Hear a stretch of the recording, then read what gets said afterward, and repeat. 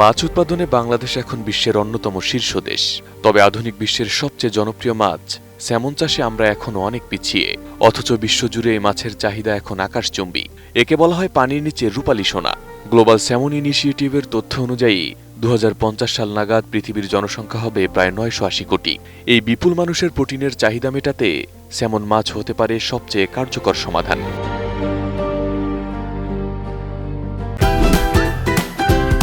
Optical brighter photo catalyst active granule সমৃদ্ধ বসুন্ধরা পাওয়ার wash, ঝলমলে কাপড়ে ফুরফুরে মন।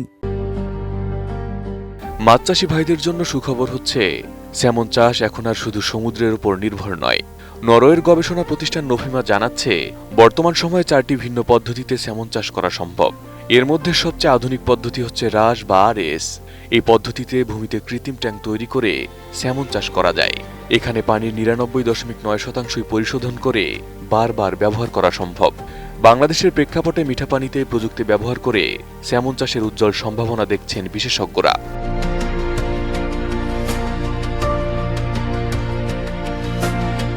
স্যামন চাষের শুরুটা হয় খুবই চমৎকারভাবে।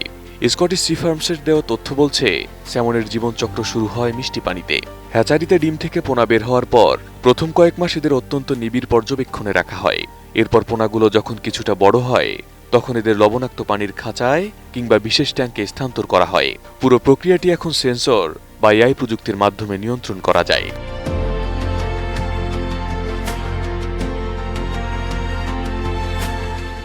অনেকেই ভাবতে পারেন, স্যামন কি শুধু শীতপ্রধান দেশের মাছ? তবে এই ধারণা বদলে দিচ্ছে আমাদের প্রতিবেশী দেশ চীন। সিনহুয়া নিউজের এক বিশেষ প্রতিবেদনে দেখা যায়, চীনের মালভূমি অঞ্চলের কৃত্রিম জলাধারে স্যামন চাষ করে তারা বিশ্ব জয় করছে। তাদের এই মাছ এখন থাইল্যান্ডের ব্যাংকক সহ বিশ্বের 10টিরও বেশি দেশে রপ্তানি হচ্ছে। চীন যদি উঁচু পাহাড়ে এই মাছ চাষ করতে পারে, তবে বাংলাদেশের মৎস্য চাষিরা কেন পারবে না? যেখানে বাংলাদেশেও রয়েছে কাপ্তাই লেকের বিশাল জলাধার।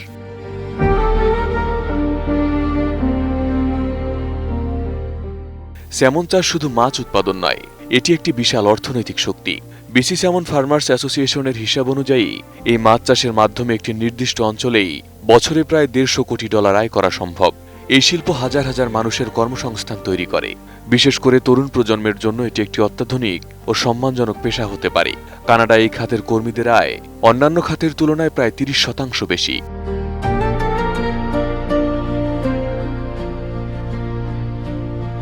ইবিএসকো রিসার্চ স্টার্টারের তথ্য মতে 80-র দশকের পর থেকে স্যামন চাষ বাণিজ্যিকভাবে ব্যাপক সফল হয়েছে। বর্তমানে বাজারে পাওয়া স্যামনের প্রায় 70%ই আসে বাণিজ্যিক খামার থেকে। নদী বা সমুদ্র থেকে বুনো স্যামন ধরা এখন পরিবেশের জন্য ঝুঁকিপূর্ণ, তাই পরিকল্পিত চাষাবাদই হচ্ছে আগামীর সমাধান। স্যামন চাষ পরিবেশের ভারসাম্য রক্ষা করে এবং বুনো মাছের ওপর চাপ কমায়। বাংলাদেশ মিঠা পানির মাছ চাষে দক্ষ। গবেষকরা বলছেন, এখন সময় এসেছে আধুনিক প্রযুক্তিকে আপন করে নেওয়ার। পরিকল্পিতভাবে স্যামন চাষ শুরু করলে আমাদের অর্থনীতি নতুন গতি পাবে।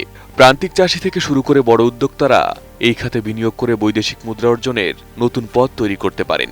রূপালী বিপ্লবের পর এবার স্যামন বিপ্লবের অপেক্ষায় বাংলাদেশ। Arif Hasan, ATN news.